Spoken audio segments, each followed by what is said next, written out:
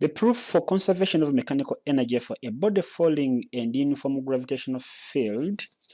We're going to assume that in this field here, there's no any other external force acting on the system or on the body apart from that due to gravity. In other words, there's no air resistance or something of the kind. So what we're going to do, we're going to begin by assuming that we have our body at point A, and it is at a given height from another point which we shall call C. At given height H, I'll call it H, and we can create another point B in the middle or in between along its motion at any point, and that point B is at a given height. I'll call it H1, like this.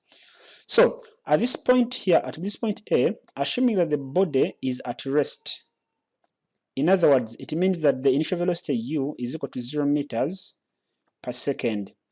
And since we are proving the principle of conservation of mechanical energy, and know that the mechanical energy is the sum of potential energy plus the kinetic energy, we're going to be getting the expressions of potential energy, then kinetic energy, and then we add them together and we see whether we shall be getting the same expression at all the 3 points A, B, and C.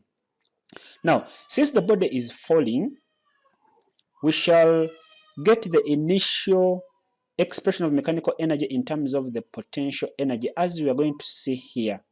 So at A, the potential energy is given by mgh, because the height from the ground is the h. And then the kinetic energy is given by a half mu squared. But remember that our u is 0, which implies that this is the same as a half m times 0 squared, which will give us 0 joules.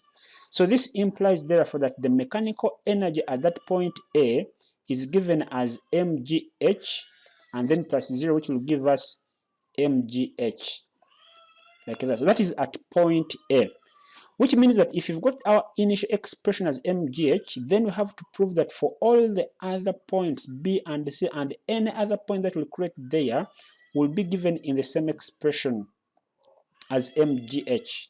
So let's start out and we see at point B.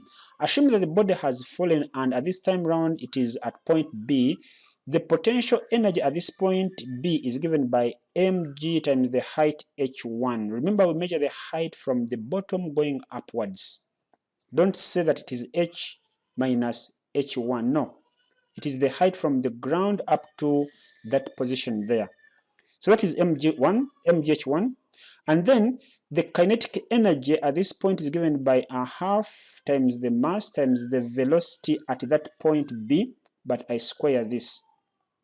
So remember that from the third equation of motion, our v squared is equal to u squared plus 2as.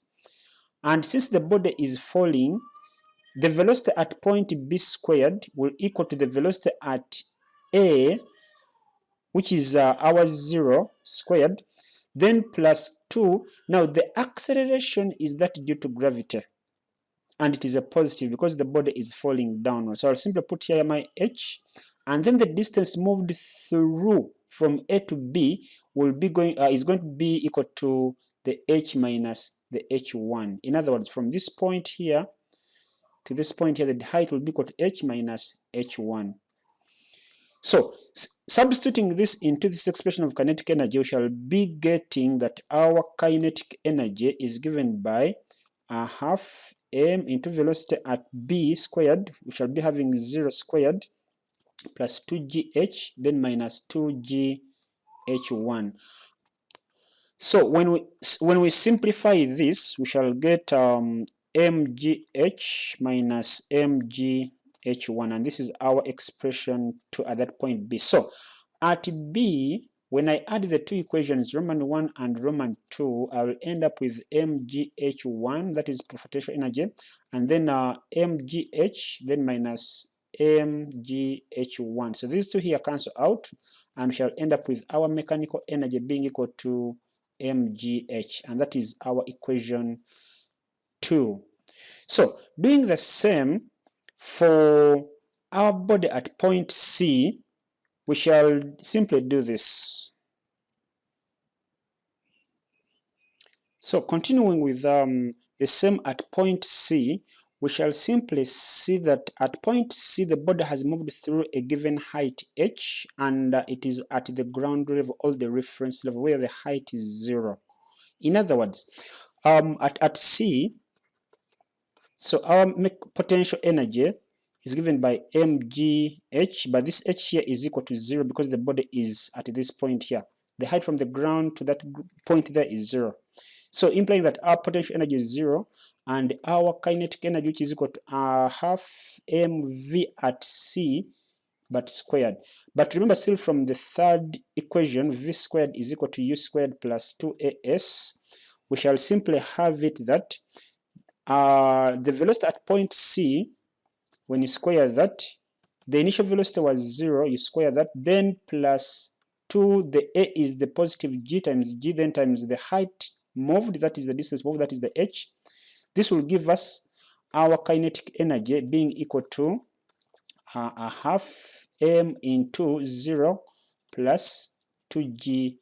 And when expand this, when you simplify this, sorry, you'll simply have this as mgh, and that is our Roman 2. So which implies therefore that at C, the mechanical energy, which is the sum of the potential energy plus the kinetic energy, will give us the expression as mgh, and this is our equation 3. So comparing the three equations at point A, B, and C, the mechanical energy is given as mgh